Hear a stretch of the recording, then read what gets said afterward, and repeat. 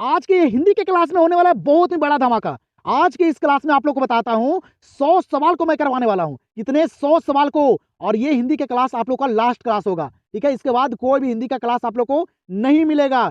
आज की इस क्लास में आप लोग को बताता हूँ बुक वाले 60 सवाल हैं और हिंदी व्याकरण के 40 सवाल हैं। ठीक है, यहाँ पे टोटल 100 सवाल मैं करवाने वाला हूँ और जिस तरह से एग्जाम में सवाल पूछे जाते हैं उसी लेवल के। और बुक वाले सवाल बाबू यहाँ पे कुछ ऐसे सवाल को शामिल किया हूँ जिसपे आप लोग ध्यान नहीं देते हैं, फोकस नहीं देते हैं और याद भी नहीं करते हैं। वो सारे सवाल यहाँ पे मैं शामिल किया हूँ। और एक बात और है, यहाँ पे लेखक और चैप्टर से एक भी सवाल नहीं है। लेखक का चैप्टर से एक भी सवाल नहीं है, क्योंकि आप लोग को बताता हूँ लेखक का चैप्टर आप लोग को याद होगा। ठीक है, इसीलिए सवाल को नहीं शामिल किया हूँ। जो सवाल आप लोग को याद नहीं है वो सवाल को मैं यहाँ पे शामिल किया हूँ। तो ये क्लास आप लोग के लिए काफी इंपॉर्टेंट होने वाला है।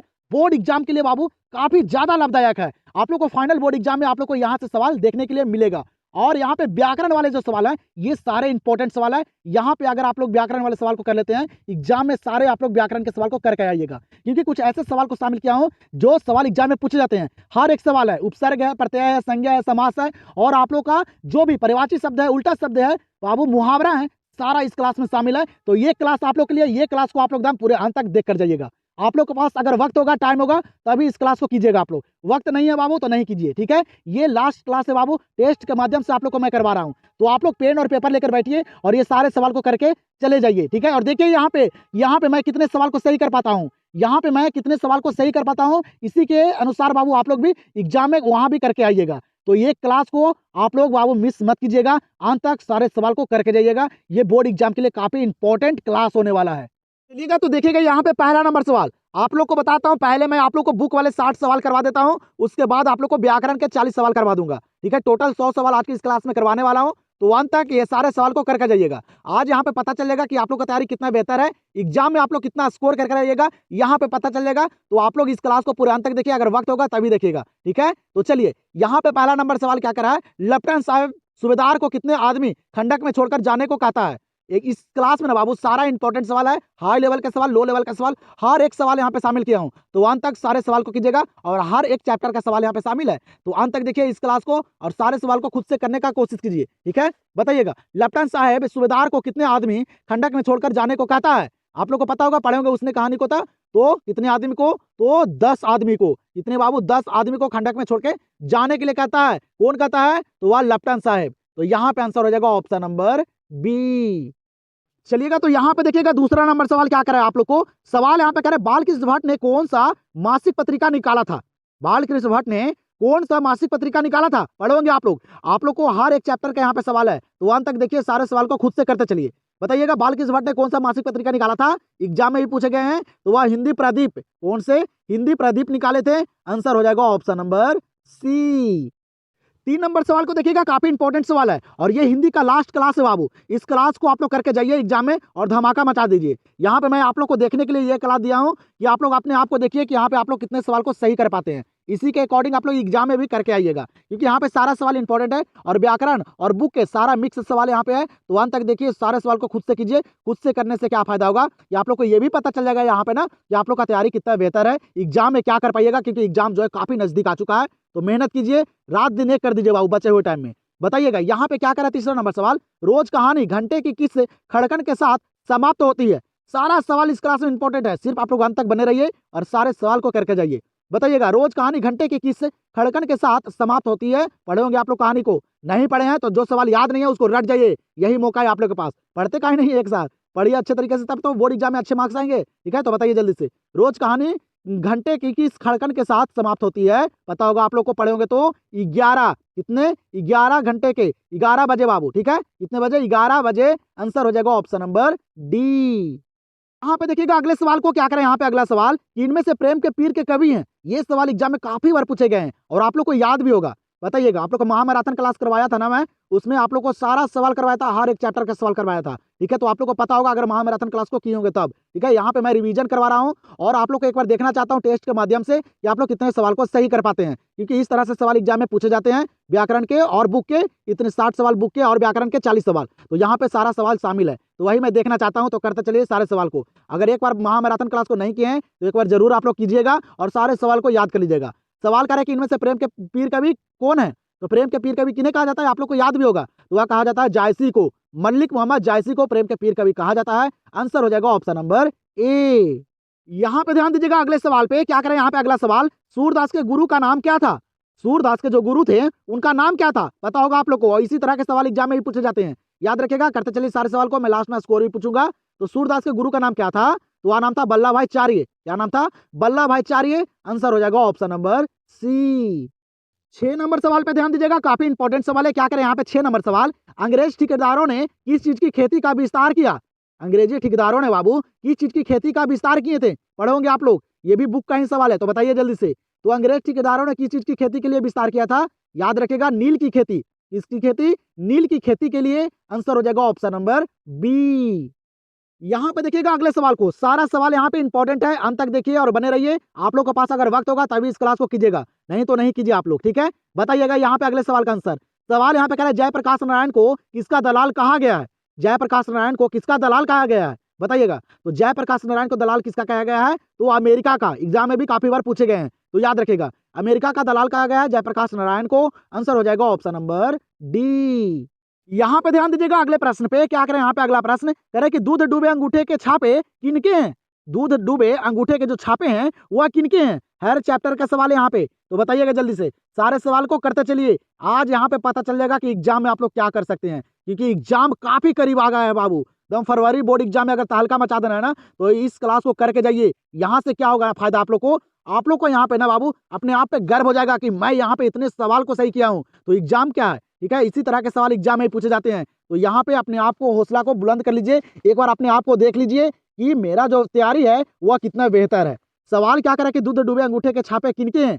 तो ये किनके हैं? तो बूढ़े ग्वाल दादा के। किनके हैं? बूढ़े ग्वाल दादा के। याद रखिएगा, इंपॉर्टेंट सवाल है। आंसर हो जाएगा ऑप्शन नंबर सी। 9 नंबर प्रश्न को देखिएगा, क्या करें यहाँ पे 9 नंबर प्रश्न कि उषा का जादू कब टूट जाता है? उषा का जादू जो है ये कब टूट जाता है, बताइएगा, इंपॉर्टेंट सवाल है। तो उषा का जादू कब टूट जाता है? सूर्योदय होने पर। कब टूटता है? सूर्योदय होने पर। याद रखिएगा, आंसर यहाँ पे हो जाएगा ऑप्शन नंबर ए। और आप लोग को एक बात और बतलाना चाहता हूं बाबू, आज की इस क्लास में ना हिंदी के लेखक का चैप्टर का एक भी सवाल यहाँ पे शामिल नहीं है, ठीक है, क्योंकि मुझे पता है कि मैं आप लोग को ना बाबू लेखक का चैप्टर का एक क्लास में करवा दिया था पीछे ही, ठीक है। उसमें पूरा लेखक का चैप्टर जन्म और मृत्यु और काव्य कृति थे, ठीक है। तो इसीलिए आज की इस क्लास में लेखक का चैप्टर का एक भी सवाल शामिल नहीं है। जो भी बच्चे अगर याद नहीं किए अभी तक लेखक का चैप्टर को, तो उनको एग्जाम में बहुत बड़ा प्रॉब्लम होने वाला है, क्योंकि बाबू काफी सारे सवाल पूछे जाते हैं लेखक का चैप्टर से। तो आप लोग के पास अभी वक्त है, याद कर लीजिएगा, याद नहीं किए हैं तब, ठीक है। तो एक भी सवाल यहाँ पे लेखक का चैप्टर से नहीं है, तो अंत तक देखिएगा इस क्लास को। सारे बुक का सवाल है, गहराइयों का सवाल है और सारा इंपॉर्टेंट सवाल है। यहाँ पे देखिएगा सवाल क्या करे, आप लोग को याद भी नहीं होगा शायद। सवाल यहाँ पे कह रहा है सुभद्रा कुमारी चौहान का प्रतिनिधि कविता संग्रह कौन है, बताइएगा। सुभद्रा कुमारी चौहान का प्रतिनिधि कविता संग्रह जो है वह कौन सा है? सारा इंपॉर्टेंट सवाल है, तो याद रखेगा वह है मुकुल। क्या है? मुकुल जो है ना, ये सुभद्रा कुमारी चौहान का प्रतिनिधि कविता संग्रह है। तो आंसर हो जाएगा ऑप्शन नंबर बी। यहाँ पे ध्यान दीजिएगा अगले सवाल पे। यहाँ पे अगला सवाल कह रहा है कि मानक किस युद्ध में सिपाही के रूप में लड़ने बर्मा गया है? सवाल यहाँ पे क्या कर रहा है कि मानक जो था ना, जो सिपाही था ना, वह बाबू किस युद्ध में लड़ने गया था? कहाँ? बर्मा। ये भी याद रखिएगा, कहाँ गया था? बर्मा गया था लड़ने। लेकिन बाबू किस युद्ध में? तो बताइएगा आप लोग जल्दी से, ऑप्शन को पढ़िए और सारे सवाल को करते चलिए। तो मानक जो है ना, वह किस युद्ध में सिपाही के रूप में लड़ने गया था बर्मा? याद रखेगा, वह गया था द्वितीय विश्व युद्ध में। इस विश्व युद्ध में, दूसरा विश्व युद्ध में बाबू वह लड़ने गया था बर्मा सिपाही के रूप में। आंसर हो जाएगा ऑप्शन नंबर बी। यहाँ पे देखिएगा इंपॉर्टेंट सवाल पूछा गया है, क्या करें यहाँ पे अगला सवाल, बताइएगा जल्दी से। कह रहे कि आत्मकथा लेखक की माँ किसके यहाँ काम करती थी? बताइएगा, आत्मकथा लेखक की माँ किसके यहाँ काम करती थी? यहाँ पे जो ये सवाल है ना, ये बाबू लिया गया है जूठन से। आप लोग सवाल को पकड़िए कि कौन से चैप्टर का कौन सा सवाल है, तभी आप लोग सही कर पाइएगा। सवाल यहाँ पे कह रहा है आत्मकथा लेखक की माँ किसके यहाँ काम करती थी? सारा सवाल इंपॉर्टेंट है, आप लोग को पता चल रहा होगा, ठीक है। जिस सवाल पे आप लोग ध्यान नहीं देते हैं, ये सारे सवाल इंपॉर्टेंट है। तो बताइएगा आत्मकथा लेखक की माँ किसके यहाँ काम करती थी? तो वह करती थी बाबू ब्रह्मदेव तागा के घर। किसके घर? ब्रह्मदेव तागा के घर काम करती थी, आप लोग को पता होगा। तो आंसर यहाँ पे हो जाएगा ऑप्शन नंबर सी। अब मैं आप लोग को थोड़ा सा फास्ट करवाऊंगा क्लास बाबू, तो मेरे साथ सारे सवाल को मेरे से पहले आप लोग करते चलिएगा। पेन और पेपर लेकर जरूर बैठिएगा और यहाँ पे सारे सवाल को करते चलिएगा। यहाँ से क्या पता चलेगा ना, आप लोग को मैं बार बार बता रहा हूँ बाबू, यहाँ से एक बात पता चल जाएगा कि आप लोग जो एक साल में तैयारी किए ना, वो किस तरह की है। क्या ये सारे सवाल को कंप्लीट कर चुके हैं?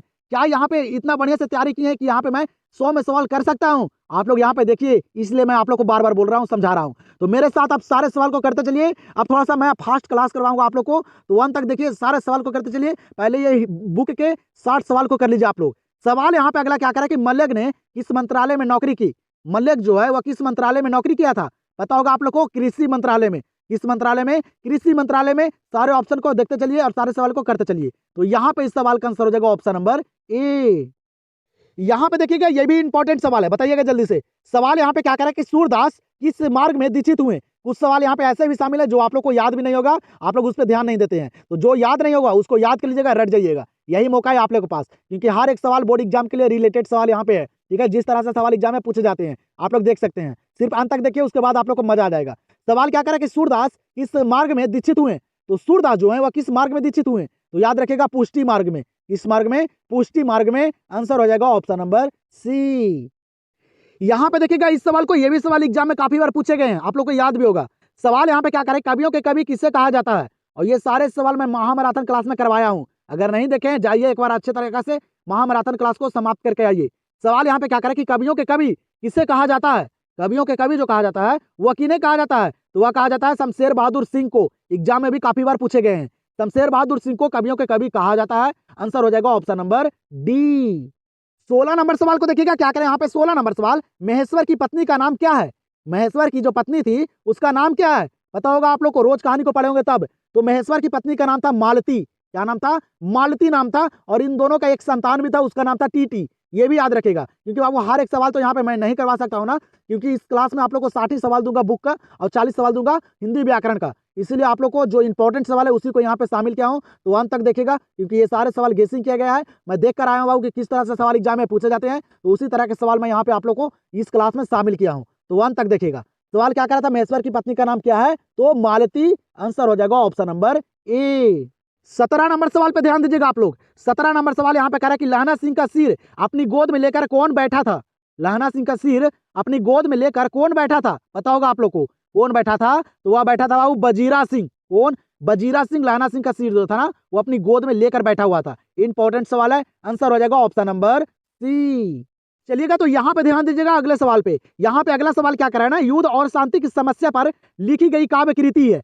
सवाल यहाँ पे क्या करा है, युद्ध और शांति की समस्या पर लिखी गई काव्य कृति जो है वह क्या है। ऑप्शन को पढ़िए और बताइए। ये सवाल काफी सारे बच्चों को नहीं याद होगा, जिन बच्चों को नहीं याद है रट जाइए, यही मौका है आप लोगों के पास। जो बचे हुए टाइम में अच्छे तरह से जो भी सवाल नहीं याद है उसको कंप्लीट कर लीजिए। बताइएगा, युद्ध और शांति की समस्या पर लिखी गई काव्य कृति क्या है, याद रखेगा वह है कुरुक्षेत्र। क्या है? कुरुक्षेत्र है। आंसर हो जाएगा ऑप्शन नंबर बी। यहाँ पे ध्यान दीजिएगा अगले प्रश्न पे। सवाल यहाँ पे कह रहा है कि दूसरे पद में तुलसी ने अपना परिचय किस रूप में दिया है।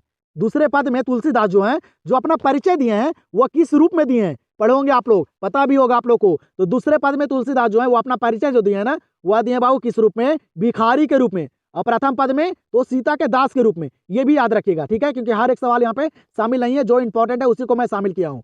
तो बाबू भिखारी के रूप में हुआ, दूसरे पद में तुलसीदास ने अपना परिचय दिए हैं, तो आंसर हो जाएगा ऑप्शन नंबर सी। चलिएगा, यहाँ पे बताइए इस सवाल का आंसर आप लोग, ये भी बुक वाले सवाल है। सवाल यहाँ पे कह रहे कि पत्नी बिटिया को क्या करती है। पत्नी जो है वो बिटिया को क्या करती है, पढ़े होंगे आप लोग को पता भी होगा। तो पत्नी जो है वो बिटिया को क्या करती है, समझाती है। और पिता पूछेगा वह सिखलाते हैं, ये भी याद रखिएगा, ठीक है, ये सवाल पूछे जाते हैं। तो यहाँ पे आंसर हो जाएगा इस सवाल का ऑप्शन नंबर डी। यहाँ पे देखिएगा अगले सवाल को, यहाँ पे बाबू एक डेट वाले सवाल यहाँ पे शामिल है, तो बताइएगा। डेट वाले सवाल मैं आप लोग को करवाया हूँ, लेखक और चैप्टर और डेट वाले सवाल जो भी जन्म और मृत्यु होते हैं वो मैं स्पेशल क्लास आप लोग को दे दिया था पीछे, इसलिए इस क्लास में शामिल एक भी नहीं है। बताइएगा, सवाल यहाँ पे करें जे कृष्णमूर्ति का जन्म कब हुआ था। जे कृष्णमूर्ति का जो जन्म हुआ था ये कब हुआ था, बताइएगा। जे कृष्णमूर्ति का जो जन्म हुआ ना ये 12 मई 1895 को हुआ। कब? 12 मई 1895 को हुआ था जे कृष्णमूर्ति का जन्म। आंसर हो जाएगा ऑप्शन नंबर ए। अगर जो भी बच्चे इस क्लास को ना पूरे अंत तक करके चले जाएंगे ना उनको एग्जाम में दिक्कत नहीं होने वाला है। व्याकरण वाले सवाल बाबू इस तरह के सवाल को शामिल किया हो ना जो एग्जाम से काफी रिलेटेड है, वही सारे सवाल एग्जाम में भी पूछे जाते हैं, क्योंकि उपसर्ग प्रत्यय और जो आप लोग का संधि होता है, समास होता है, संज्ञा होता है, और आप लोग का जो उल्टा शब्द होते हैं, पर्यायवाची शब्द होते हैं, वो सारा सवाल वहां पे शामिल है। तो अंत तक इस क्लास को देखिएगा। आज यहाँ पे आप लोग के लिए ये सवाल जो है ना ये अंत क्लास है बाबू हिंदी के, लेकिन हर एक सवाल यहाँ पे शामिल किया हूँ जो आप लोग को बोर्ड एग्जाम से काफी रिलेटेड है। तो इस क्लास को अगर वक्त होगा तो अंत तक जरूर करके जाइएगा। सवाल यहाँ पे देखिएगा क्या करा है, काफी इंपॉर्टेंट सवाल एग्जाम में भी काफी बार पूछे भी गए हैं। 1974 में बिहार प्रदेश के मुख्यमंत्री कौन थे। 1974 में जो बाबू छात्र आंदोलन हुआ था ना उस टाइम बिहार के जो मुख्यमंत्री थे वह कौन थे, तो वह थे अब्दुल गफूर। कौन थे? अब्दुल गफूर, याद रखेगा। आंसर हो जाएगा ऑप्शन नंबर बी। यहाँ पे ध्यान दीजिएगा, ये भी इंपॉर्टेंट सवाल है, एग्जाम में पूछे गए हैं, वो आप लोग को पता भी होगा। सवाल कर रहा है गैंग्रीन इनमें से किससे संबंधित है? गैंग्रीन जो है वह इनमें से किससे संबंधित है? पता होगा, आप लोग पढ़े होंगे। गैंग्रीन जो है ना, वह एक प्रकार का क्या है? बीमारी है। गैंग्रीन क्या है? बीमारी है। आंसर हो जाएगा ऑप्शन नंबर डी। यहाँ पे ध्यान दीजिएगा, अगले प्रश्न पे क्या करें। यहाँ पे अगला प्रश्न कि बोलने से ही मनुष्य के रूप का साक्षात्कार होता है, यह किसने कहा? सवाल यहाँ पे क्या करें ना कि बोलने से ही मनुष्य के रूप का साक्षात्कार होता है, ये कौन कहे थे? पढ़ोगे आप लोग को पता होगा, इंपॉर्टेंट सवाल भी है। तो बताइए जल्दी से, सारे सवाल को आप लोग करते चलिए। लास्ट में स्कोर भी मैं पूछूंगा कि आप लोग कितने सवाल को सही कर पाए हैं। यहाँ से पता चल जाएगा कि आप लोग का जो 1 साल का मेहनत है वह कितना बढ़िया है। बोलने से ही मनुष्य के रूप का साक्षात्कार होता है, यह किसने कहा? याद रखेगा, बेन जॉनसन ने। वो कहे थे, बेन जॉनसन कहे थे। आंसर हो जाएगा ऑप्शन नंबर बी। यहाँ पे देखिएगा अगले सवाल को, ये भी सवाल एग्जाम में काफी बार पूछे गए हैं और पूछे भी जाते हैं। सवाल करे अर्धनारीश्वर कल्पित रूप है। सवाल यहाँ पे क्या कर रहा है? अर्धनारीश्वर जो है ये किनके कल्पित रूप है? पढ़ोगे आप लोग, शिव और पार्वती का। इनके शिव और पार्वती का कल्पित रूप है अर्धनारीश्वर। आंसर हो जाएगा ऑप्शन नंबर ए। 26 नंबर सवाल को देखिएगा, यहाँ पे क्या करा? 26 नंबर सवाल, नाभादास किसके शिष्य थे? नाभादास जो है वह किनके शिष्य थे? पढ़ोगे आप लोग। तो नाभादास जो है ना, वह स्वामी अग्रदास के शिष्य थे। इनके स्वामी अग्रदास के। आंसर हो जाएगा ऑप्शन नंबर सी। यहाँ पे ध्यान दीजिएगा, अगले सवाल पे काफी इंपॉर्टेंट सवाल है। सवाल यहाँ पे कह रहे हैं कि जायसी के काव्य का मुख्य रस क्या है? मल्लिक मोहम्मद जायसी के काव्य का जो मुख्य रस है वह क्या है? बताइएगा, इंपॉर्टेंट सवाल है। तो मल्लिक मोहम्मद जायसी का काव्य का जो मुख्य रस है ना, वह है बाबू श्रृंगार रस। कौन से रस? श्रृंगार रस। ये मल्लिक मोहम्मद जायसी का मुख्य रस है, याद रखेगा, इंपॉर्टेंट सवाल है। तो यहाँ पे आंसर हो जाएगा ऑप्शन नंबर बी। चलिएगा यहाँ पे ध्यान दीजिएगा, अगले सवाल पे। इंपॉर्टेंट सवाल है, आसान सा सवाल है और लेकिन बुक का सवाल है। बताइएगा आप लोग, सवाल यहाँ पे कह रहा है सुरेंद्र सिंह किसका पोता था? सुरेंद्र सिंह किसका पोता था? सारे सवाल को करते चलिए। बताइएगा सुरेंद्र सिंह किसका पोता था? तो ये सुखदेव सिंह त्यागी के पोता था। इनके सुखदेव सिंह त्यागी के। आंसर हो जाएगा ऑप्शन नंबर ए। चलिएगा, तो यहाँ पे ध्यान दीजिएगा, इंपॉर्टेंट सवाल है। बताइएगा आप लोग जल्दी से, सारा सवाल यहाँ पे इंपॉर्टेंट है। बुक के हर गहराइयों का सवाल यहाँ पे मैं शामिल किया हूँ, जो बोर्ड एग्जाम में पूछे जा सकते हैं। तो अंत तक इस सवाल को देखिए और सारे सवाल को करते चलिए खुद से। सवाल यहाँ पे कह रहा है, ईसाई हसाई लड़कियों बिस्नी के घर आकर क्या मांगती है? पढ़े होंगे सिपाही की माँ कहानी को, तो आप लोग को पता होगा। ईसाई लड़कियां जो है ना बाबू, वह बिस्नी के घर आकर क्या मांगती है? बताइएगा, पढ़े होंगे आप लोग को तो पता होगा क्या मांगती है। तो चावल और दाल मांगती है। क्या मांगती है? चावल और दाल, याद रखेगा। आंसर हो जाएगा ऑप्शन नंबर बी। चलिएगा अगले सवाल को देखिएगा। यहाँ पे अगला सवाल यहाँ पे कह रहे हैं, जयप्रकाश नारायण को भारत की जनता किस नाम से याद करती है? इंपॉर्टेंट सवाल है, एग्जाम में भी काफी बार पूछे गए हैं। तो बताइएगा जल्दी से, जयप्रकाश नारायण को भारत की जो जनता है वह किस नाम से याद करती है? किस नाम से पुकारती है? इंपॉर्टेंट सवाल है, बताइए जल्दी से आप लोग। तो भारत की जनता जो है ना, वह जयप्रकाश नारायण को किस नाम से पुकारती है? तो लोकनायक के नाम से। किस नाम से? लोकनायक के नाम से। आंसर हो जाएगा ऑप्शन नंबर सी। यहाँ पे देखिएगा अगले सवाल को, इंपॉर्टेंट सवाल है लेकिन आसान सा सवाल है। सवाल यहाँ पे क्या करे कि मनुष्य की बातचीत का उत्तम तरीका क्या है? सारे बच्चों को याद भी होगा, मनुष्य की बातचीत का उत्तम तरीका जो है वह क्या है? तो वह क्या है? अवक होकर अपने से बातचीत करना। क्या है बाबू? अवक होकर अपने से बातचीत करना। यह मनुष्य की बातचीत का सबसे उत्तम और सर्वोत्तम तरीका है। आंसर हो जाएगा ऑप्शन नंबर डी। यहाँ पे बताइएगा, इस सवाल का आंसर आप लोग जल्दी से देखते हैं कितने बच्चों को याद है। इंपॉर्टेंट सवाल है, बुक का सवाल है, देखते हैं कितने बच्चे इस सवाल का आंसर दे पाते हैं। सवाल यहाँ पे कह रहे कि कभी भूषण की उपाधि दी थी। कभी भूषण की जो उपाधि दिए थे वह कौन दिए थे? ये सवाल यहाँ पे कर रहा है। पता होगा आप लोग को कौन दिए थे? बताइए जल्दी से। तो वह दिए थे बाबू चित्रकूट के सोलंकी राजा रुद्रशाह ने। कौन दिए थे? चित्रकूट के सोलंकी राजा रुद्रशाह ने कवि का जो भूषण की उपाधि दिए थे। तो दम याद रखेगा, इंपॉर्टेंट सवाल है। जो सवाल याद नहीं है ना, उसको दम रट जाइए। तो यहाँ पे इस सवाल का आंसर क्या हो जाएगा? Option number A. चलिएगा फिर यहाँ पे देखिएगा अगले सवाल को। सवाल यहाँ पे कह रहा है कि गांव में किसकी धुनें सुनाई नहीं पड़ती है? हर एक चैप्टर का सारा इंपॉर्टेंट सवाल को शामिल किया हूं। अंत तक देखिए, सारे सवाल को कीजिए और बोर्ड एग्जाम में जाइए और तहलका मचा दीजिए बाबूदम। अच्छे मार्क्स लाना है तो पढ़ना पड़ेगा, अपने आप को भी देखना पड़ेगा। तो अच्छे तरह से मैं यहाँ पे आप लोग को जितना भी सवाल करवाता हूँ ना, वह सारे गेसिंग किए गए सवाल, बोर्ड एग्जाम से रिलेटेड सवाल जिस तरह से पूछे जाते हैं, सारा सवाल को शामिल करता हूँ। तो मेरे क्लास को बाबू पूरे अंत तक देखिएगा जब भी अटेम्प्ट करते हैं तब। सवाल यहाँ पे कह रहा है गाँव में किसकी धुनें सुनाई नहीं पड़ती है? तो याद रखिएगा, वह बाबू लोकगीत की। इसकी लोकगीत की धुनें अब गांव में सुनाई नहीं पड़ती है। तो आंसर यहाँ पे हो जाएगा ऑप्शन नंबर सी।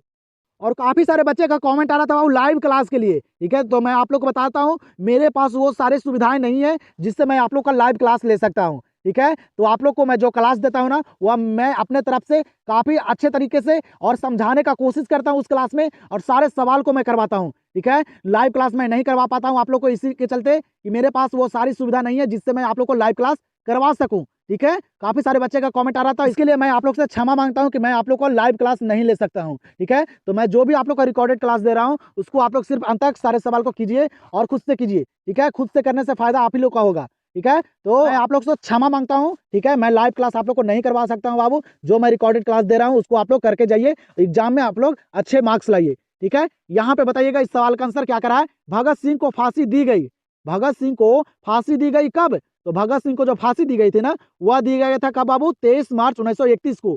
कब दिया गया था? 23 मार्च 1931 को दिया गया था भगत सिंह को फांसी। तो यहाँ पे आंसर हो जाएगा ऑप्शन नंबर ए। चलिएगा, तो यहाँ पे ध्यान दीजिएगा अगले सवाल पे। यहाँ पे अगला सवाल करे, उदय प्रकाश के अनुसार दशहरे के दिन किस चिड़िया को जरूर देखना चाहिए? और मैं अपने तरफ से बाबू आप लोग के लिए काफी मेहनत करता हूँ, ठीक है, कि आप लोग अच्छे मार्क्स ला सके, हर एक सवाल आप लोग को करवा सकूं, हर तरह से करवा सकूं जिस तरह से एग्जाम में पूछे जाते हैं। तो मैं अपने आप से बाबू 100% आप लोग के लिए देता हूं। आप लोग भी अपने आप के लिए 100% दीजिएगा, तभी कुछ हो सकता है, ठीक है। तो कोशिश कीजिए आप लोग। सवाल यहाँ पे क्या करा, उदय प्रकाश के अनुसार दशहरे के दिन किस चिड़िया को जरूर देखना चाहिए? तो वह किस चिड़िया को देखना चाहिए? पता होगा आप लोग को, पढ़े होंगे आप लोग कौन से कहानी, तो तिरिच कहानी को, तो आप लोग को पता होगा। वह नीलकंठ को देखना चाहिए।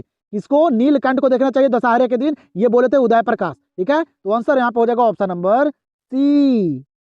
चलिएगा, तो यहाँ पे देखिएगा अगले सवाल को क्या करें। यहाँ पे अगला सवाल कि लहना सिंह सूबेदार को वापस बुलाने के लिए किसे भेजता है? हर एक सवाल इंपॉर्टेंट है, तो सारे सवाल को याद भी कर लीजिएगा और अच्छे तरह से सारे सवाल को कर लीजिए आप लोग। बताइएगा, लहना सिंह को सूबेदार को वापस बुलाने के लिए किसे भेजता है? तो लहना सिंह जो है ना, वह सूबेदार को वापस बुलाने के लिए किन्हें भेजता है? तो वह भेजते हैं वजीरा सिंह को। किनको भेजते हैं? वजीरा सिंह को। आंसर हो जाएगा ऑप्शन नंबर ए।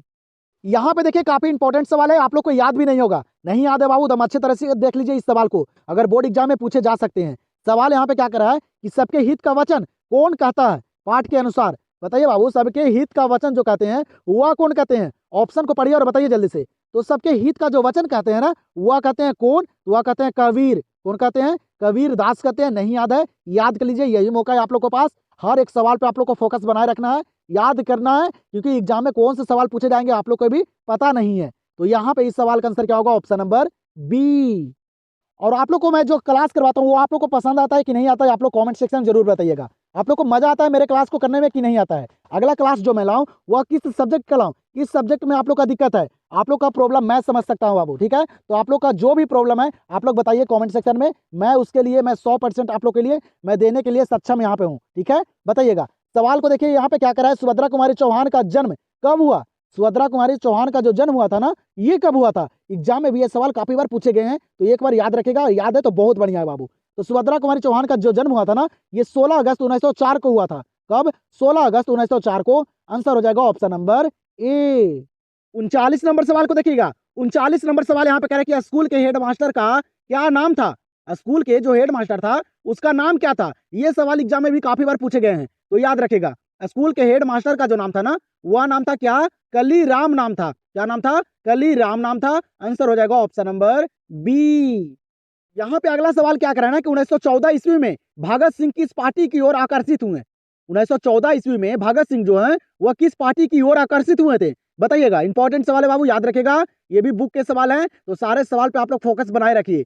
तो 1914 में जो भगत सिंह है ना, वह किस पार्टी की ओर आकर्षित हुए थे? याद रखेगा, गद्दर पार्टी की ओर। किस पार्टी की ओर? गद्दर पार्टी की ओर। आंसर हो जाएगा ऑप्शन नंबर डी। चलिएगा, यहाँ पे बताइएगा इस सवाल का आंसर। ये सवाल सारे बच्चों को याद होगा, कहानी को पढ़े होंगे ना, तो आप लोग को पता भी होगा। ये सवाल एग्जाम में भी काफी बार पूछे गए, ये सवाल सारे बच्चों को याद भी रहता है। सवाल यहाँ पे इंपॉर्टेंट है बाबू, क्या करें यहाँ पे कि बचपन में लहना सिंह लड़की से बार बार कौन सा प्रश्न करता था? बचपन में लहना सिंह जो है वो लड़की से बार बार कौन सा प्रश्न करते थे? आप लोग को पता होगा, पढ़े होंगे तब। कौन से प्रश्न? तेरी कुड़माई हो गई। कौन से प्रश्न बाबू? तेरी कुड़माई हो गई। ये प्रश्न करते थे कौन? लहना सिंह लड़की से। याद रखेगा, एग्जाम के लिए ये काफी इंपॉर्टेंट सवाल है। तो आंसर यहाँ पे हो जाएगा क्या? Option number C. यहाँ पे बताइए इस सवाल का आंसर। ये भी आसान सा सवाल है, ये भी आप लोग को याद होगा। सवाल करा कि मानक बिस्नी से दूध की जगह क्या मांगता है? मानक जो है ना, जो सिपाही था ना, वह बाबू बिस्नी से, अपनी माँ से दूध की जगह क्या मांगता है? बताइएगा, कहानी से सवाल है बाबू जो एग्जाम में पूछे जाते हैं, तो वो करते चलिएगा आप लोग। मानक बिजली से दूध की जगह क्या मांगता है? तो वह मांगता है पानी। क्या मांगता है? पानी मांगता है। आप लोग को पता भी होगा, आंसर यहाँ पे हो जाएगा क्या? Option number A. और आप लोग को क्लास करने में मजा आ रहा है कि नहीं आ रहा है? आप लोग जरूर बताइएगा, मजा आ रहा है कि नहीं आ रहा है यहाँ पे, क्योंकि मैं सारे सवाल को रखा हूँ जो बुक का है और हर चैप्टर का है। ठीक है, तो सारे सवाल को करते चलिएगा। सवाल यहाँ पे अगला कह रहा है कि जायसी का काव्य किस प्रकार गंभीर एवं व्यापक है? मल्लिक मोहम्मद जायसी का जो बाबू काव्य जो है ना, वह किस प्रकार गंभीर एवं व्यापक है? बुक के सवाल है, तो बताइएगा आप लोग। ठीक है, कमेंट सेक्शन में जरूर बताइएगा बाबू, जो मैं क्लास करवाता हूँ करने में मजा आता है कि नहीं आता है। ठीक है, तो जायसी का जो काव्य है ना, वह किस प्रकार गंभीर एवं व्यापक था? तो समुद्र की भांति। कैसे? समुद्र की भांति। आंसर हो जाएगा ऑप्शन नंबर सी। 44 नंबर सवाल पे ध्यान दीजिएगा आप लोग। 44 नंबर सवाल क्या करे कि काशी में कितने वर्षों तक रहकर तुलसीदास ने शिक्षा प्राप्त की? काशी में कितने वर्ष तक रहे थे तुलसीदास और अपना शिक्षा प्राप्त किए थे? ये इंपॉर्टेंट सवाल है, बताइएगा। ये भी सवाल एग्जाम में पूछे गए हैं। क्वेश्चन बैंक को अगर आप लोग अच्छे तरीके से कंप्लीट कर देंगे ना, तो आप लोग को एग्जाम में काफी सारे प्रश्न नजर आएंगे, क्योंकि पूछे गए सवाल ना बार बार रिपीट किए जाते हैं। ठीक है, तो बताइएगा काशी में कितने वर्षों तक रहकर तुलसीदास ने शिक्षा प्राप्त किए थे? तो वह 15 वर्षों तक। कितने वर्षों तक? 15 वर्षों तक रहकर। आंसर हो जाएगा ऑप्शन नंबर बी। यहाँ पे ध्यान दीजिएगा अगले सवाल पे। सवाल करे हार जीत कविता में उत्सव कौन मना रहे हैं?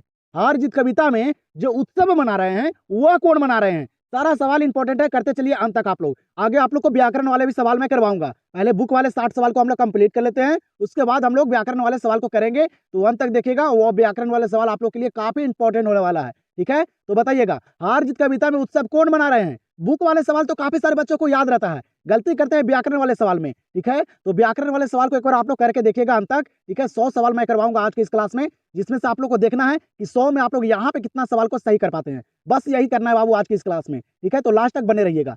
हार जीत कविता में उत्सव कौन मना रहे हैं? तो वह मना रहे हैं कौन? तो वह मना रहे हैं शासक दल। कौन मना रहे हैं? शासक दल। याद रखेगा, आंसर हो जाएगा ऑप्शन नंबर सी। ध्यान दीजिएगा यहाँ पे अगले सवाल पे। सवाल यहाँ पे कह रहे हैं जयप्रकाश जी को किसका भाषण सुनकर अमेरिका जाने की प्रेरणा मिली?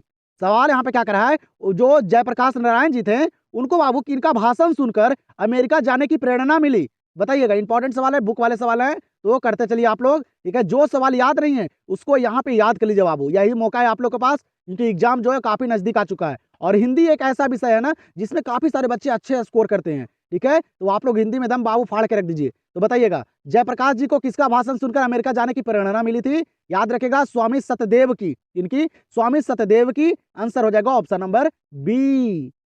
यहाँ पे देखिएगा इस सवाल को, ये सवाल काफी सारे बच्चों को याद भी नहीं होगा। नहीं याद है बाबू, यहाँ पे ध्यान दे दीजिए अच्छे तरीके से, जो प्रश्न याद नहीं है उसको कंप्लीट कर लीजिए। सवाल यहाँ पे कह रहा है कि लेखक को किसने बताया कि तिरिच में काले नाग से 100 गुना ज्यादा जहर होता है? सवाल यहाँ पे क्या कर रहा है ना कि लेखक को बाबू कौन बताए थे कि तिरिच में काले नाग से 100 गुना ज्यादा जहर होता है? ये कौन कहे थे? अगर अच्छे तरीके से कहानी को पढ़े होंगे तो दिक्कत नहीं होने वाला है। तो बताइएगा जल्दी से। तो तिरिच में काले नाग से 100 गुना ज्यादा जो जहर होता है, ये कौन बताया था? तो वह बताया था थानू। कौन बताया था? थानू। याद रखेगा, आंसर हो जाएगा ऑप्शन नंबर ए।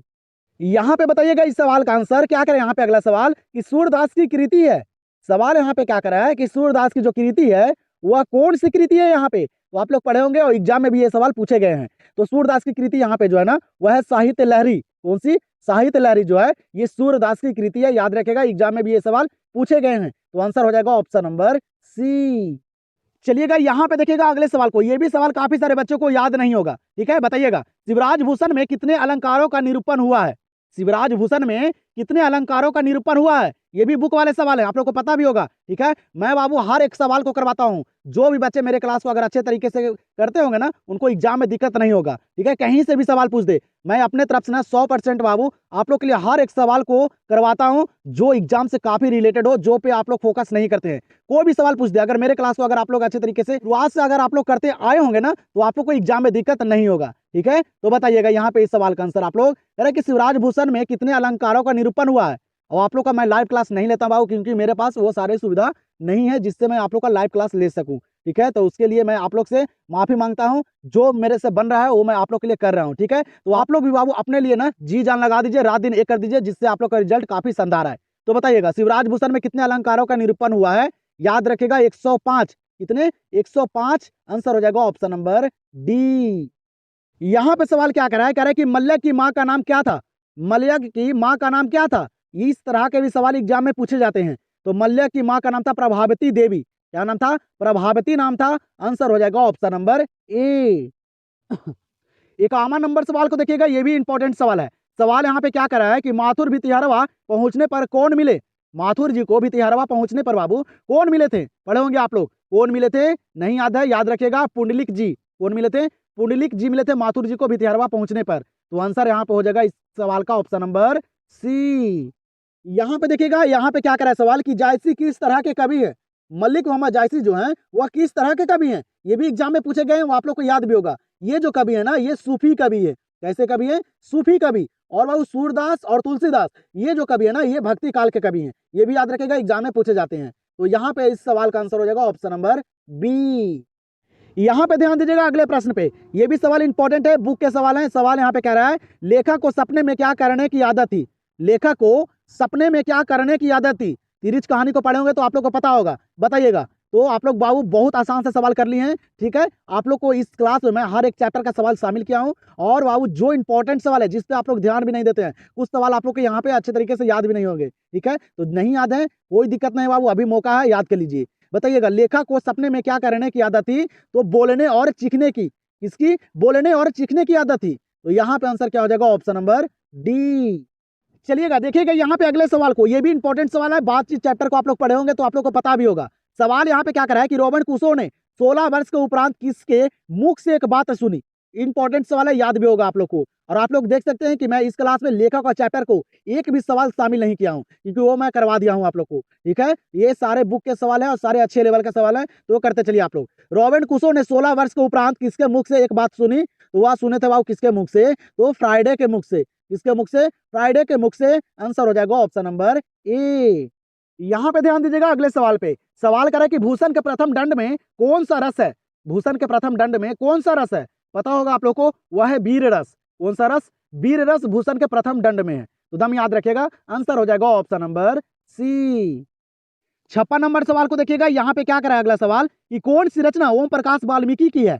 यहाँ पे ऑप्शन को पढ़िए और बताइए जल्दी से कि कौन सी रचना जो है यह ओम प्रकाश वाल्मीकि की है। और ये सवाल एग्जाम में काफी बार पूछे गए हैं, तो आप लोग जल्दी से बताइएगा। तो कौन सी रचना ओम प्रकाश वाल्मीकि की है? तो वह है दलित साहित्य का सौंदर्य शास्त्र। क्या है? दलित साहित्य का सौंदर्य शास्त्र। ये ओम प्रकाश वाल्मीकि की रचना है, एग्जाम में पूछे जाते हैं। इस तरह से भी सवाल पूछे जाते हैं कि दलित साहित्य सौंदर्य के लेखक कौन है? तो वह है कौन? ओम प्रकाश वाल्मीकि जी। तो अच्छे तरीके से सारे सवाल को याद करना पड़ेगा, तभी कुछ हो सकता है, ठीक है। तो यहाँ पे आंसर क्या हो जाएगा? Option number B. चलिएगा यहाँ पे देखिएगा, यहाँ पे सवाल करे तुलसीदास किस शाखा के कवि है? तुलसीदास जो है ये किस शाखा के कवि हैं? तो बताइएगा जल्दी से। तुलसीदास जो है ना, ये राम मार्गी शाखा के कवि हैं, क्योंकि ये राम जी के भक्ति करते थे। आप लोग को पता होगा, तुलसीदास राम जी के भक्ति करते थे और सूरदास कृष्ण जी के। तो ये दोनों सवाल को याद रखेगा, एग्जाम में पूछे जाते हैं। तो यहाँ पे इस सवाल का आंसर हो जाएगा क्या? Option number A. अगले सवाल को देखिएगा, यहाँ पे क्या करा अगला सवाल कि भगत सिंह किस उम्र में क्रांतिकारी गतिविधियों में शामिल हुए? भगत सिंह जो हैं ये किस उम्र में क्रांतिकारी गतिविधियों में शामिल हुए? इंपॉर्टेंट सवाल है, ये भी सवाल एग्जाम में पूछे गए हैं। तो ये 12 वर्ष की उम्र में, कितने? 12 साल की उम्र में भगत सिंह जो है ना, ये क्रांतिकारी गतिविधियों में शामिल हो गए थे। तो दम याद रखेगा, आंसर हो जाएगा ऑप्शन नंबर बी। यहाँ पे देखिएगा अगले सवाल को, ये भी सवाल आप लोग को याद नहीं होगा। सवाल यहाँ पे अगला कह रहा है कि मोहन राकेश किस पत्रिका के संपादक रहे? मोहन राकेश जी जो हैं ये किस पत्रिका के संपादक रहे? ये सवाल यहाँ पे कर रहा है, तो जल्दी से बताइएगा आप लोग। मोहन राकेश जो है ना, ये बाबू सारिका, किस पत्रिका का? सारिका पत्रिका के संपादक रहे थे। याद रखेगा, अच्छे तरह से ऑप्शन को पढ़कर ही आंसर कीजिएगा एग्जाम में, वहां पे आप लोग को काफी समय मिलेगा। तो यहाँ पे आंसर हो जाएगा क्या? Option number A. यहाँ पे देखिएगा 60 नंबर सवाल को, और ये हम लोग का बुक का बाबू लास्ट सवाल है, ठीक है। आप लोग के जैसे कि मैं बता दिया था स्टार्टिंग में ही कि बुक वाले सवाल आप लोग को मैं यहाँ पे 60 सवाल करवाऊंगा, क्योंकि एग्जाम में 60 ही सवाल पूछे जाते हैं और 40 सवाल व्याकरण से पूछे जाते हैं। तो ये बुक के लास्ट सवाल है बाबू, तो आप लोग बताइएगा इस सवाल का आंसर। सवाल यहाँ पे कह रहा है कि रोज कहानी का कौन सा पात्र डॉक्टरी पेशा से जुड़ा था? आप लोग को पता होगा, कहानी को पढ़े होंगे, तो रोज कहानी को पढ़े होंगे तो आप लोग को पता होगा कि बाबू कौन उसमें जो कहानी में था ना, वह डॉक्टरी पेशा से जुड़ा हुआ था। आप लोग को पता होगा। तो एक सवाल मैं दे देता हूँ आप लोग के लिए जो बुक वाले हैं, ठीक है, तो ये 60 नंबर सवाल का आंसर आप लोग कमेंट सेक्शन में दीजिए। मैं देखना चाहता हूं कि एक सवाल का आंसर आप लोग मेरे लिए कमेंट सेक्शन में दे सकते हैं कि नहीं। ये आसान सा सवाल है लेकिन एग्जाम में पूछे जाते हैं। आप लोग कहानी को पढ़े होंगे तो आप लोग को याद होगा। तो एक सवाल का आंसर आप लोग जल्दी से कमेंट सेक्शन में दीजिए और देखते हैं कितने बच्चे जो हैं वो सही आंसर देते हैं। मैं सारे बच्चे का कमेंट का रिप्लाई भी करता हूं बाबू, तो आप लोग अपना स्कोर और इस प्रश्न का आंसर कमेंट सेक्शन में जरूर दीजिएगा। तो चलिए अब हम लोग करते हैं व्याकरण वाले सवाल को। ठीक है, 40 व्याकरण वाले सवाल हम लोग को बचे हुए हैं तो उसको करते हैं कंप्लीट। तो चलिए अब हम लोग करते हैं व्याकरण के सवाल को और इस सवाल का आंसर आप लोग कमेंट सेक्शन में दे दीजिए। चलिएगा, तो यहाँ पे देखिएगा 61 नंबर सवाल। अब हम लोग करेंगे व्याकरण वाले सवाल को। तो आप लोग जो है मेरे साथ सारे सवाल को अंत तक करते चलिएगा, क्योंकि आप लोग को बताता हूं आप लोग जो है ना वो बुक वाले सारे सवाल तो कर ही लेते हैं, व्याकरण वाले में दिक्कत होता है काफी सारे बच्चे को। तो यहाँ पे अगर आप लोग को ना व्याकरण में अगर अच्छे तैयारी है ना तो एक बार यहाँ पे भी आजमा कर देख लीजिए और ये सारे सवाल को करके देखिए। यहाँ पे हर एक सवाल यहाँ पे शामिल है बाबू, जिस तरह से एग्जाम में व्याकरण के सवाल पूछे जाते हैं। तो अंत तक यहाँ पे देखिए और सारे सवाल को करके जाइए। और मैं बता देता हूँ इस क्लास में मैं बनाने के लिए नहीं बताऊंगा कि किस तरह से कौन से सवाल का हल करना है, क्योंकि आप लोग को बताता हूं मैं महामैराथन क्लास में व्याकरण के मैं करवा दिया था। आप लोग नहीं देखे हैं वहां से जाइए और बनाने के लिए सीख जाइए कि किस तरह से व्याकरण के सवाल को हल करना रहता है। यहाँ पे मैं डायरेक्टली आंसर कराता चलूंगा और आप लोग भी मेरे साथ करते चलिए। ठीक है, देखिए यहाँ पे कि कितने व्याकरण वाले सवाल को सही कर पाते हैं। तो यहाँ पे देखिए 61 नंबर सवाल आप लोग को दिया गया है। सवाल यहाँ पे कह रहा है कि परलोक शब्द में उपसर्ग क्या है। मेरे से पहले सारे सवाल को करते चलिए और ये सारे व्याकरण वाले सवाल इंपॉर्टेंट है, एग्जाम में देखने के लिए मिलेगा। ठीक है, बताइएगा परलोक शब्द में उपसर्ग क्या है। उपसर्ग आप लोग को बनाने आता होगा। ठीक है, तो परलोक में उपसर्ग क्या हो जाएगा, पर हो जाएगा। यहाँ पे मैं डिटेल में आप लोग को बनाने के लिए नहीं बताऊंगा बाबू। ठीक है, सिर्फ आप लोग करते चलिए मेरे साथ यहाँ पे रिवीजन के तौर पे। ठीक है, तो परलोक शब्द में उपसर्ग क्या है, तो पर है। लोक इधर अर्थ निकल रहा है। ठीक है, जो आगे रह जाता है ना वही होता है क्या, उपसर्ग होता है। आंसर यहाँ पे हो जाएगा ऑप्शन नंबर ए। 62 नंबर प्रश्न यहाँ पे दिया गया, क्या कह रहा है 62 नंबर सवाल कि जी जान शब्द कौन समास है। जी जान शब्द जो है वह कौन समास है, बताइएगा। समास पढ़े होंगे तो आप लोग को पता होगा। सारे सवाल को करते चलिए, अंत तक दम इस क्लास को देखिएगा बाबू। ठीक है, अंत तक देखिएगा तभी आप लोग को समझ में आएगा और आप लोग को बनाने के लिए और यहाँ पे पता भी चल जाएगा कि मेरा व्याकरण में कितना बेहतर तैयारी है। बताइएगा जी जान शब्द कौन समास है, तो जब भी बाबू उल्टा रहेगा, जैसे माता पिता भाई बहन, जी जान रात दिन, जब भी उल्टा जैसा रहेगा ना तो आप लोग करके आइएगा द्वंद्व समास। कौन सा समास, द्वंद्व समास, याद रखेगा अच्छी तरह से। तो यहाँ पे आंसर हो जाएगा ऑप्शन नंबर बी। और यहाँ पे जो मैं सवाल करवाऊंगा ना व्याकरण वाले, ये सारे जो है एग्जाम में पूछे गए हैं, प्रीवियस ईयर सवाल हैं, तो आप लोग करके जाइएगा। ठीक है, इसी लेवल के सवाल पूछे जाते हैं, ये मैं यहाँ पे आप लोग को दिखाना चाहता हूँ और हर एक व्याकरण के सवाल यहाँ पे मैं शामिल किया हूँ। तो अंत तक दम देख कर जाइए। ठीक है, टाइम होगा तभी आप लोग इस क्लास को पूरा करके जाइएगा। ठीक है, बताइएगा यहाँ पे सवाल करें कि भारतवर्ष शब्द कौन संज्ञा है। ये सवाल ना 2 से 3 बार पूछे भी गए हैं। ठीक है, कॉमर्स के भी पेपर में ये सवाल पूछे गए हैं, याद रखेगा आप लोग। भारतवर्ष जो है ना ये कौन सा संज्ञा है, याद रखेगा व्यक्तिवाचक संज्ञा। कैसा, व्यक्तिवाचक संज्ञा। आंसर यहाँ पे हो जाएगा इस सवाल का ऑप्शन नंबर डी। यहाँ पे देखिएगा, यहाँ पे बाबू लिंग से सवाल पूछा गया है, बताइएगा जल्दी से। सवाल यहाँ पे कह रहा है कि सभा शब्द क्या है। सभा शब्द जो यहाँ पे दिया गया है ये क्या है, पुल्लिंग है, उभयलिंग है, स्त्रीलिंग है। सारे ऑप्शन को पढ़िए और बताइए जल्दी से, बताइए जल्दी से कि सभा शब्द जो है ये क्या है। तो सभा शब्द जो है ना ये स्त्रीलिंग शब्द है। कैसा, स्त्रीलिंग शब्द, याद रखिएगा। आंसर यहाँ पे हो जाएगा ऑप्शन नंबर सी। यहाँ पे देखिएगा अगला सवाल क्या करे आप लोग को, सवाल यहाँ पे करे अधिकतम शब्द का विलोम क्या है। हर एक सवाल मैं यहाँ पे आप लोग को करवा रहा हूँ बाबू, आप लोग देखिए, सिर्फ अंत तक बने रहिए। आप लोग को इस क्लास में काफी सारे व्याकरण वाले सवाल भी कवर हो जाएंगे, क्योंकि एग्जाम नजदीक आ चुका है। इसीलिए मैं ये लास्ट क्लास आप लोग को दिया हूँ हिंदी का, जिसमें हिंदी का भी सवाल है, बुक वाले सवाल और व्याकरण वाले सवाल दोनों मिक्स है, जिस तरह से एग्जाम में सवाल पूछे जाते हैं। तो अंत तक 100 सवाल को करके जाइएगा। सवाल क्या करे, अधिकतम शब्द का विलोम क्या है। अधिकतम शब्द का विलोम क्या है, तो अधिकतम का मतलब होता है अधिक, ज्यादा होता है। तो अधिकतम शब्द का जो विलोम होगा वह होगा न्यूनतम, कम हो जाएगा। तो आंसर यहाँ पे हो जाएगा क्या, ऑप्शन नंबर ए। ध्यान दीजिएगा यहाँ पे अगले प्रश्न पे। अगला प्रश्न यहाँ पे कह रहा है कि जिसे भय नहीं है के लिए एक शब्द है। यहाँ पे बताइए कि जिसे भय नहीं है के लिए एक शब्द यहाँ पे क्या होगा, जल्दी से बताइएगा, एग्जाम में पूछे गए हैं। तो बताइए जल्दी से, सारे सवाल को करते चलिए। आज यहाँ पे पता चल जाएगा कि बोर्ड एग्जाम में आप लोग क्या कर सकते हैं। आप लोग को भी अपने आप पे बाबू गर्व हो जाएगा कि मैं यहाँ पे इतने सवाल को सही कर रहा हूँ, तो एग्जाम में भी करके आऊंगा, क्योंकि वहां बाबू हार्ड लेवल के सवाल नहीं पूछे जाते हैं, इसी लेवल के सवाल पूछे जाते हैं। ठीक है, तो बताइएगा जल्दी से, यहाँ पे सवाल यहाँ पे क्या करा था, करा है बाबू जिसे भय नहीं है के लिए एक शब्द क्या है, याद रखिएगा वह निर्भय है। क्या है, निर्भय। जिसे भय नहीं है के लिए एक शब्द क्या होता है, निर्भय होता है। आंसर हो जाएगा ऑप्शन नंबर बी। चलिए तो अगले सवाल पे चलते हैं। यहाँ पे क्या करा अगला सवाल, कह रहा है कि लाल पीला होना मुहावरे का अर्थ क्या है। लाल पीला होना मुहावरे का अर्थ क्या है। मुहावरा से भी सवाल पूछे जाते हैं, तो काफी सारे सवाल मैं मुहावरा से भी यहाँ पे करवाऊंगा। सिर्फ अंत तक बने रहिए और सारे सवाल को देख कर जाइए। लाल पीला होना मुहावरे का अर्थ क्या है, तो वह क्या है बाबू, क्रोध करना। क्या है, क्रोधित होना, क्रोध करना, ये लाल पीला होना मुहावरे का अर्थ है, याद रखिएगा। आंसर यहाँ पे हो जाएगा ऑप्शन नंबर ए। यहाँ पे सवाल दिया गया है बाबू विशेषण से, विशेषण से भी सवाल पूछे जाते हैं, तो बताइएगा आप लोग। यहाँ पे मैं डिटेल में सारा सवाल नहीं करवाऊंगा, डायरेक्टली आंसर करवा रहा हूँ, आप लोग भी करते चलिए। अब मौका है बाबू सिर्फ अपने आप को देखने का, परखने का और सारे सवाल को याद करने का, और जो भी सवाल में आप लोग गलती करते हैं उस पर ध्यान देने का, ठीक है। अब आप लोग को डिटेल में पढ़ने का समय नहीं है, जब समय था तब आप लोग क्या कर रहे थे, ठीक है। तो ध्यान दीजिए। यहाँ पे सवाल करें कि पर्वत शब्द का विशेषण क्या है। पर्वत शब्द का जो विशेषण है वह क्या है, तो याद रखिएगा पर्वत शब्द का विशेषण होता है पर्वतीय। क्या होता है, पर्वतीय होता है। आंसर हो जाएगा ऑप्शन नंबर सी। और आप लोग को व्याकरण वाले सवाल नहीं आते हैं बनाने ना, तो आप लोग जाइए महामैराथन क्लास को जरूर देखिएगा। हिंदी व्याकरण के महामैराथन क्लास को अगर देख लेते हैं तो वहां से आप लोग को सारा व्याकरण वाले सवाल कंप्लीट हो जाएंगे। उस क्लास में मैं बताया हूं कि किस तरह से व्याकरण के सवाल को हल करना है, कौन से सवाल कैसे बनाना है, ठीक है। उस क्लास को देख लीजिएगा, ऐसे आप लोग को आता होगा तो बहुत ही बढ़िया है, ठीक है। बताइएगा सवाल यहाँ पे करें कि नयन शब्द का संधि विच्छेद क्या है। नयन शब्द का संधि विच्छेद क्या है, बताइए आप लोग जल्दी से, सारे सवाल को करते चलिए। तो नयन शब्द का संधि विच्छेद होगा क्या, ने प्लस अन। क्या होगा, ने प्लस अन, नयन। आंसर हो जाएगा ऑप्शन नंबर बी। यहाँ पे देखिएगा उच्चारण स्थान से भी सवाल एग्जाम में पूछे जाते हैं। आप लोग देखे होंगे क्वेश्चन बैंक को, तो हर साल बाबू उच्चारण स्थान से सवाल पूछे जाते हैं।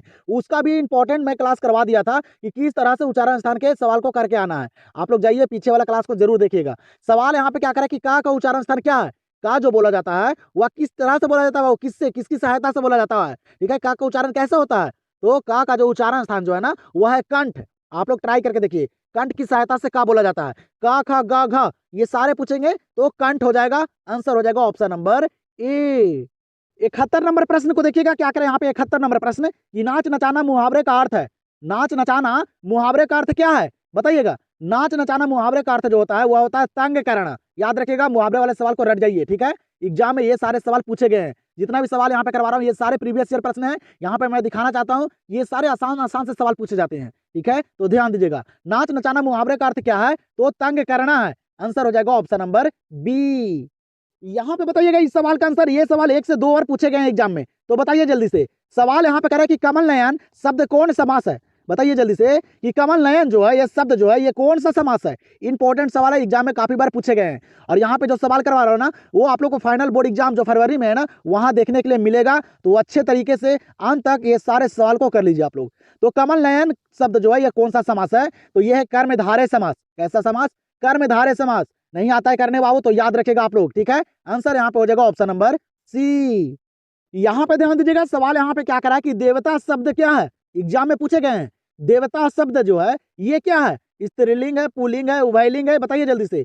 तो देवता शब्द क्या है, तो आप लोग को पता होगा देवता शब्द जो है ना ये पुल्लिंग शब्द है। कैसा, पुल्लिंग शब्द। और स्त्रीलिंग शब्द क्या होता है देवता का, तो देवी होता है, ये आप लोग को पता होगा। तो यहाँ पे इस सवाल का आंसर क्या हो जाएगा, ऑप्शन नंबर ए।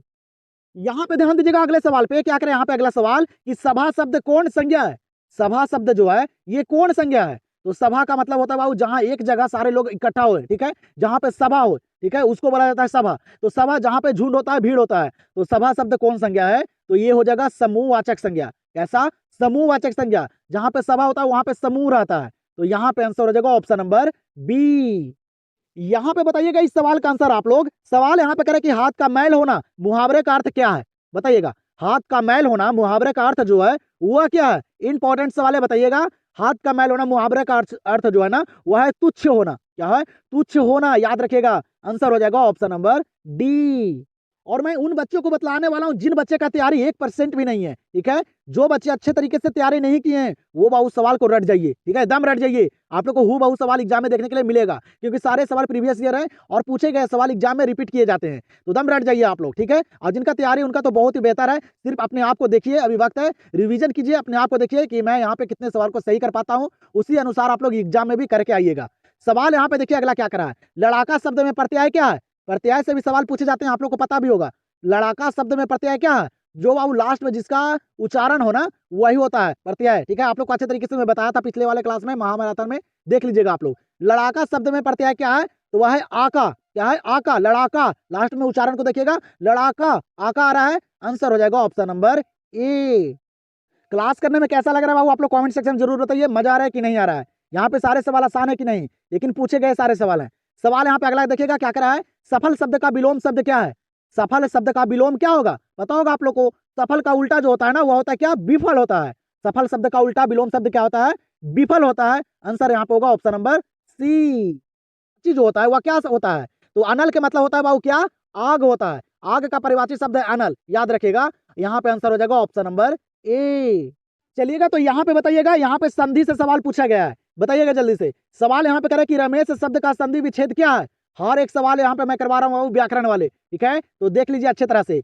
रमेश शब्द का संधि विच्छेद क्या है, बताइएगा। तो रमेश शब्द का संधि विच्छेद क्या होता है, तो वह होता है रमा प्लस इस। क्या होता है, रमा प्लस इस। रमेश का ये संधि विच्छेद है, तो दम याद रखेगा। आंसर हो जाएगा ऑप्शन नंबर सी। यहाँ पे बताइएगा अगले सवाल का आंसर। सवाल यहाँ पे क्या करा कि कवि शब्द कौन संज्ञा है। कवि शब्द जो यहाँ पे दिया गया है, ये कौन सा संज्ञा है, पता होगा आप लोग को, जिसमें बाबू खास व्यक्ति का बोध हो, ठीक है, तो वह कौन सा संज्ञा होगा, तो वह व्यक्तिवाचक संज्ञा होगा। कौन सा संज्ञा, व्यक्तिवाचक संज्ञा। कवि शब्द जो है ना, ये व्यक्तिवाचक संज्ञा है, रट जाइएगा, याद कर लीजिएगा। आंसर यहाँ पे हो जाएगा ऑप्शन नंबर ए। यहाँ पे देखिएगा काफी इंपॉर्टेंट सवाल है, एग्जाम में भी पूछे गए हैं, ये काफी सारे बच्चों को नहीं याद भी होगा, तो याद कर लीजिएगा अच्छे तरह से। सवाल यहाँ पे क्या करा है कि हिंदी में उष्ण व्यंजनों की संख्या कितनी है। ये एग्जाम में 2 बार पूछे गए हैं, दम ध्यान दीजिएगा, याद भी कर लीजिएगा, एग्जाम में आप लोग को देखने के लिए मिल सकता है। हिंदी में उष्ण व्यंजनों की संख्या कितनी है, याद रखेगा 4। कितने, 4। तलवी सा, मूर्धनी सा, दंती सा और हा, ये 4 है बाबू हिंदी में उष्ण व्यंजनों की संख्या, तो दम याद रखेगा, एग्जाम में आप लोग को देखने के लिए मिल सकता है। आंसर यहाँ पे हो जाएगा इस सवाल का ऑप्शन नंबर सी। जो भी बच्चे क्वेश्चन बैंक को समाप्त कर दिए होंगे ना, उनको यहाँ पे व्याकरण वाला सवाल आसान नजर आ रहा होगा, क्योंकि ये सारे प्रीवियस ईयर प्रश्न है, ठीक है। लेकिन ये बाबू साइंस के पेपर में, कॉमर्स के पेपर में और आर्ट्स के पेपर में, ये तीनों के पेपर में मिलाकर मैं यहाँ पे लाया हूँ, ठीक है, तो अंत तक देखिएगा। यहाँ पे सवाल करें कि सा का उच्चारण स्थान क्या है। सा का उच्चारण स्थान क्या है, बताइएगा, एग्जाम में पूछे गए हैं। तो सा का उच्चारण स्थान है बाबू दंत। क्या है, दंत है, याद रखेगा। आंसर हो जाएगा ऑप्शन नंबर बी। और आप लोग जब भी मेरे क्लास को करना बैठिए ना, तो आप लोग पेन और पेपर लेकर जरूर बैठिएगा, क्योंकि मैं सारे सवाल, इंपॉर्टेंट सवाल को शामिल करता हूं जो एग्जाम से रिलेटेड होते हैं, ठीक है। तो मेरे सवाल को करने से पहले आप लोग पेन और पेपर लेकर बैठिएगा और मेरे क्लास को पूरे अंत तक करके जाइएगा, ठीक है। एक भी सवाल को छोड़कर नहीं जाइएगा, अंत तक सारे सवाल पे फोकस बनाए रखिएगा और सारे सवाल को करके जाइएगा, क्योंकि सारा सवाल यहाँ पे इंपॉर्टेंट है। सारे सवाल गेसिंग किए गए हैं और सारे बोर्ड एग्जाम से रिलेटेड सवाल को मैं शामिल करता हूँ, तो अंत तक सारे सवाल को करके जाइए। सवाल यहाँ पे देखिए क्या करें कि भर पेट शब्द में उपसर्ग क्या है। बाबू एक पे रिलेटेड सवाल को मैं करवा रहा हूं कि आप लोग को अच्छे तरीके से रिवीजन हो जाए और आप लोग खुद से करने के लिए सक्षम हो जाए, और कीजिए आप लोग खुद से। सवाल यहाँ पे क्या करें कि भर पेट शब्द में उपसर्ग क्या है, तो भर पेट में उपसर्ग क्या हो जाएगा, भार हो जाएगा। क्या हो जाएगा, भार हो जाएगा। पेट इधर अर्थ निकल रहा है बाबू, ठीक है। जो शब्द के आरंभ में जुट के उसका अर्थ बतला दे, उसको उपसर्ग बोला जाता है। तो आरंभ के मतलब होता है आगे, तो आगे वाला क्या है, भार है। आंसर यहाँ पे हो जाएगा ऑप्शन नंबर ए। चलिएगा यहाँ पे बताइएगा इस सवाल का आंसर। ये सवाल मैं आप लोग को पीछे मैं करने के लिए बता दिया था। यहाँ पे सवाल कर रहे हैं हाथ पैर शब्द कौन समास है। यहाँ पे भी अपोजिट हो रहा है बाबू, उल्टा हो रहा है। हाथ पैर, जैसे मैं पीछे आप लोग को बताया था, तो हाथ पैर यहाँ पे शब्द जो है कौन सा समास हो जाएगा, तो ये द्वंद्व समास हो जाएगा। कौन सा समास, द्वंद्व समास, याद रखिएगा। आंसर हो जाएगा ऑप्शन नंबर बी। यहाँ पे देखिएगा सवाल क्या करा है, कह रहा है कि दया शब्द कौन संज्ञा है, बताइएगा। दया शब्द जो है ये कौन संज्ञा है, तो याद रखिएगा दया शब्द जो है ना, ये भौवाचक संज्ञा है। ये भौ प्रकट कर रहा है बाबू, ठीक है। जैसे खुशी होता है, दया होता है, बचपना होता है, उदासी होता है, ये सारे क्या है, भौवाचक संज्ञा है, जिसे हम लोग क्या कर सकते हैं, तो जिसे हम लोग बाबू महसूस कर सकते हैं, वो भौवाचक संज्ञा होता है। तो यहाँ पे आंसर हो जाएगा ऑप्शन नंबर सी। चलिएगा तो अगले सवाल को देखिएगा। यहाँ पे अगला सवाल कर रहा है कि बिना पानी शब्द में कौन समास है। बिना पानी शब्द में कौन समास है, ये कल के भी क्लास में मैं आप लोग को बताया भी था, ठीक है, आप लोग को याद भी होगा। जिस समास का अर्थ निकले वह कौन सा समास होगा, तो वह बहुब्रीहि समास। जैसे बिना पानी, ये किनका है बाबू, तो सरस्वती माता का अर्थ बतला रहा है, ठीक है। तो बिना पानी शब्द में कौन समास है, तो बहुब्रीहि समास। तो आंसर यहाँ पे हो जाएगा ऑप्शन नंबर डी। 87 नंबर सवाल को देखिएगा, क्या करें यहाँ पे 87 नंबर सवाल कि समाज शब्द का विशेषण क्या होगा, बताइएगा। समाज शब्द का विशेषण क्या होगा, तो समाज शब्द का जो विशेषण होगा ना, वह होगा सामाजिक। क्या होगा, सामाजिक होगा, याद रखेगा। आंसर यहाँ पे हो जाएगा ऑप्शन नंबर बी। अगर आप लोग को ये क्लास पसंद आएगा ना, तो 1 लाइक जरूर कीजिएगा। मैं ये क्लास इसलिए लिया हूँ बाबू, इसके बाद आप लोग को मैं हिंदी का क्लास नहीं देने वाला हूँ, क्योंकि आप लोग को मैं बता देता हूँ, ये क्लास मैं टेस्ट के माध्यम से लिया हूँ, जिस तरह से एग्जाम में सवाल पूछे जाते हैं, ठीक है, बुक वाले सवाल और व्याकरण वाले सवाल। इसलिए मैं ये क्लास आप लोग के लिए काफी इंपॉर्टेंट, और एक सवाल मैं लिया हूँ, ये लास्ट सवाल है आप लोग को। इस सवाल को कीजिए, आप लोग पूरे अंत तक खुद से कीजिए और देखिए और एग्जाम में जाइए, ठीक है। यहाँ पे अगर आप लोग 100 सवाल में कम से कम भी तो 70 कर देते हैं ना, तो एग्जाम में दिक्कत नहीं होगा, ठीक है, क्योंकि वहां 50 ही करना रहता है, ठीक है। तो इसीलिए मैं ये आप लोग का लास्ट क्लास हिंदी का दिया हूँ, तो इस क्लास को अंत तक करके जाइएगा, सारे सवाल को खुद से करके जाइएगा और देखिएगा कि मैं यहाँ पे कितने सवाल को सही कर पा रहा हूँ। यहाँ पे बताइएगा, सवाल आसान सा है, कह रहा है कि संधि के कितने प्रकार हैं। संधि के कितने प्रकार हैं, एग्जाम में पूछे गए हैं। तो संधि के कितने प्रकार हैं, तो 3 प्रकार। संधि कितने प्रकार के होते हैं, 3 प्रकार के होते हैं। आंसर हो जाएगा ऑप्शन नंबर ए। यहाँ पे बताइएगा इस सवाल का आंसर आप लोग। सवाल यहाँ पे कह रहा है कि भा का उच्चारण स्थान क्या है। भा का उच्चारण स्थान क्या है, याद रखिएगा, पा फा बा भा, ये सारे जो बोले जाते हैं ना, ये बोले जाते हैं ओठ से। इससे ओठ से ट्राई करके देखिए, एक बार बोल के देखिए आप लोग, बा बोल के देखिए, ठीक है। भा जो है, भा का उच्चारण करके देखिए, इस उच्चारण करने में ओठ की सहायता होगा, ठीक है। तो यहाँ पे आंसर हो जाएगा ऑप्शन नंबर ए। यहाँ पे देखिएगा अगले प्रश्न को, यहाँ पे अगला प्रश्न करा है कि कवि शब्द का स्त्रीलिंग रूप क्या है। कवि शब्द का स्त्रीलिंग रूप जो है ये क्या है, बताइएगा। ऑप्शन को देखिए, सारे ऑप्शन एक जैसा नजर आ रहा है बाबू। आप लोग को याद है कि कवि शब्द का स्त्रीलिंग रूप क्या होता है, कवित्री होता है। लेकिन ऑप्शन को देखिए, ठीक है, लिखावट को देखिए यहाँ पे, तो याद रखिएगा अच्छी तरह से बाबू। कवि कवि शब्द का जो स्त्रीलिंग रूप होता है ना, वह होता है कवित्री, लेकिन यहाँ पे लिखा गया है पहला ऑप्शन में, ठीक है। तो यहाँ पे आंसर क्या हो जाएगा, ऑप्शन नंबर ए। और आप लोग को एक बात और बतलाना चाहता हूं, आप लोग बोर्ड एग्जाम में जल्दबाजी नहीं कीजिएगा, नहीं तो बाबू जो भी सवाल आप लोग को आता होगा ना, वो भी गलती करके आइएगा, ठीक है। तो ध्यान दीजिएगा, आप लोग सारे ऑप्शन को पढ़कर, सारे प्रश्न को अच्छे तरीके से पढ़कर आंसर कीजिएगा, वहां पे आप लोग को काफी वक्त मिलेगा, ठीक है। एक गलती और नहीं कीजिएगा, जब भी एग्जाम देके आते हैं तो उस पेपर को चेक करने में नहीं लग जाइएगा, अगले पेपर का तैयारी कीजिएगा। जो अगला दिन होगा ना, उसको तैयारी कीजिएगा। पेपर कब चेक होगा, जब पूरा एग्जाम आप लोग समाप्त कर लेंगे ना, उसके बाद आप लोग घर बैठ के अपने सारे पेपर को जांच कर लीजिएगा कि मैं कितने सवाल को सही बना कर आया हूँ, ठीक है। ऐसे क्या होगा गलती करने से बाबू, कि आप लोग का जो गलती होगा ना, वहां पे आप लोग को वो दिमाग में बैठ जाएगा और अगला पेपर भी आप लोग को खराब चल जाएगा। तो इस बात पे फोकस कीजिएगा आप लोग, ठीक है। सोचिएगा कि ये मुझे गलती करना चाहिए कि नहीं करना चाहिए, ये आप पे निर्भर करता है, ठीक है। मुझे बताना था, मैं आप लोग को बता दिया हूं, ये गलती नहीं कीजिएगा, यही आप लोग के लिए सही तरीका है। बताइए, यहाँ पे सवाल कर रहा है कि तांबा शब्द कौन संज्ञा है। तांबा शब्द जो है ये कौन संज्ञा है, तो ये है द्रव्यवाचक संज्ञा, जिससे मापा या तौला जाए वह कौन संज्ञा होगा, तो द्रव्यवाचक संज्ञा। तो तांबा जो है यहाँ पे ये हो जाएगा द्रव्यवाचक संज्ञा। आंसर हो जाएगा ऑप्शन नंबर बी। 92 नंबर सवाल को देखिएगा, ये भी सवाल एग्जाम में पूछे गए हैं। बताइएगा, सवाल यहाँ पे कह रहा है कि चंद्र शब्द का परिवाची शब्द क्या है। चंद्र शब्द का परिवाची शब्द जो यहाँ पे है वह क्या है, ऑप्शन को पढ़िए और बताइए जल्दी से।